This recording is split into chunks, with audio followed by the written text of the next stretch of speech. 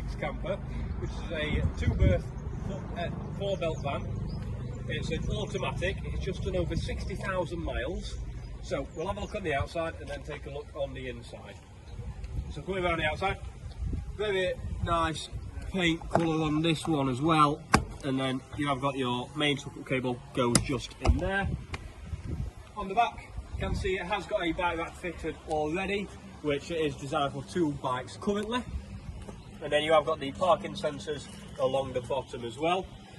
And then just open up into there as well. You have got your electrics just there. And then you've got a little toilet fill as well. I'll show you the toilet and everything from the inside as we go through. We'll also notice lovely VW awning goes all the way across. Nice wide out one, just gives you that little bit of extra space. And then coming into the van,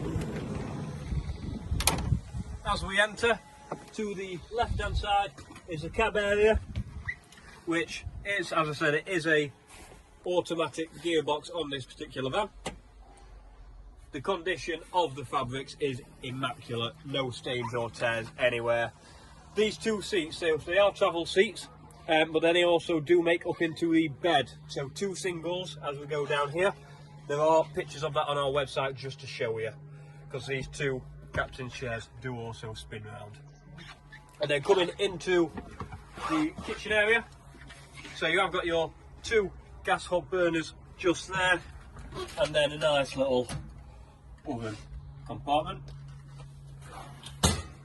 You've got the worktop, so with the sink as well.